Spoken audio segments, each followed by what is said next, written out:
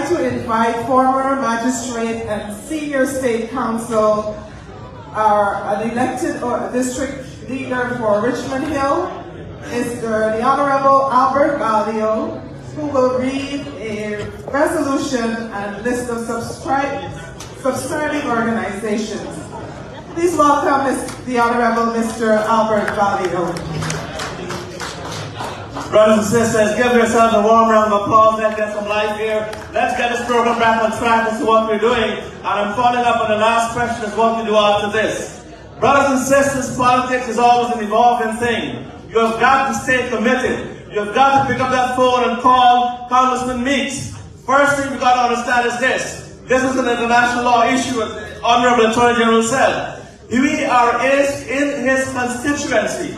You've got to call Congressman Meeks. He sits on the Foreign Affairs Committee. You tell him that you want him to take action at the congressional level, at the Black Caucus level, at every level. Call the Secretary of State, Anthony Blinken. You live in America. You ought to understand this. Call the White House. You may not get President Biden himself, but you will get a representative. Make a note of his name. Feed it back to me as a district leader. We will follow up on that. Call Congresswoman Eva Clark. She's also a congresswoman who has a lot of influence.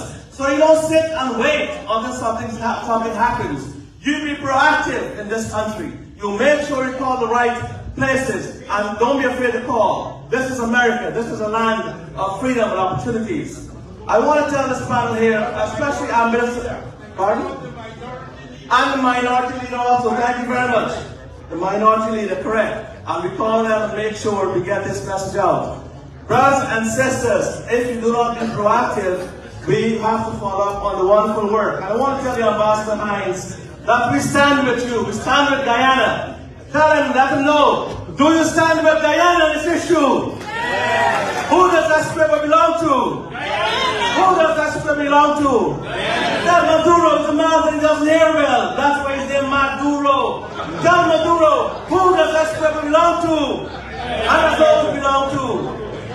And they'll never let go of it. It'll always belong to Guyana. Brothers and sisters, that is the energy you need to have. That is a commitment you need to have. That's a proactivity you need to inculcate to make sure that we can bring this home. We can also supplement the great efforts of the Guyana government, Honorable Nanda Laos, Mr. Bennett, Honorable Greenwich, Joe Yusuf, Brunson, and the permanent representative there, and also you, Ambassador Hines.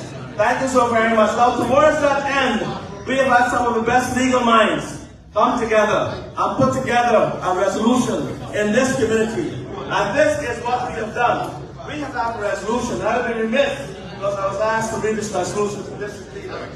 Now, this resolution was drafted by Dr. Tara Singh. Give Dr. Tara Singh a warm round of applause. Always a great man, always with this community, always an unsung hero. These are wonderful. Dr. Dan Paul Narayan. Give him a warm round of applause also. Dr. Ganga Ramdas, Professor Narayan Prasad, and myself, we put together this resolution. And I'll just read it very quickly because I'm going to give a copy to each of the Guyana representatives.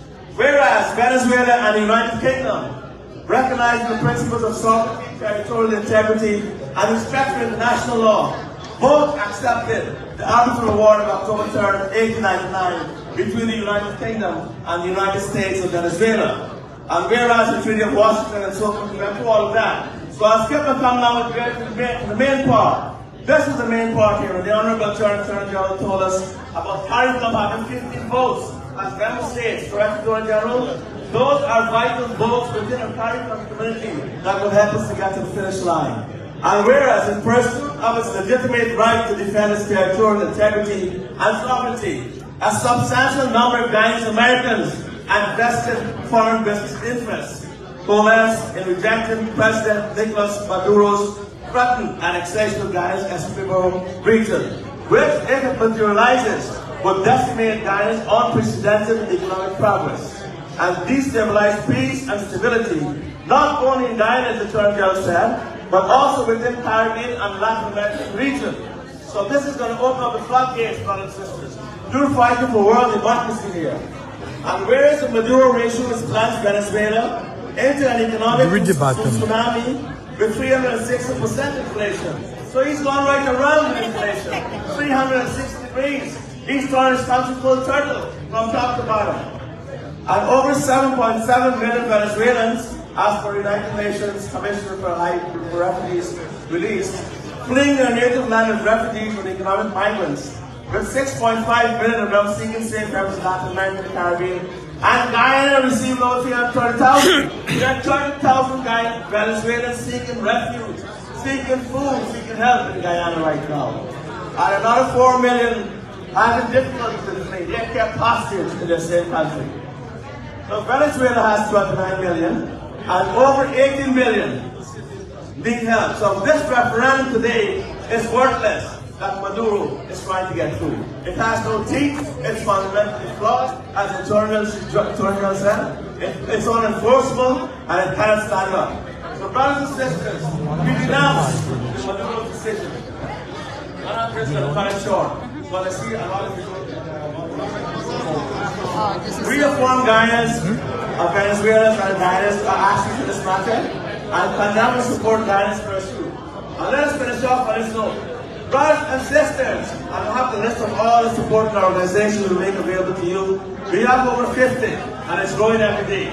We will make sure that we contact the U.S. Congress, the Black Caucus, and every conceivable power and pinnacle in American government to make sure we help Guyana. So brothers and sisters, let's hear it one more time. Who do we stand for? I should probably belong to who?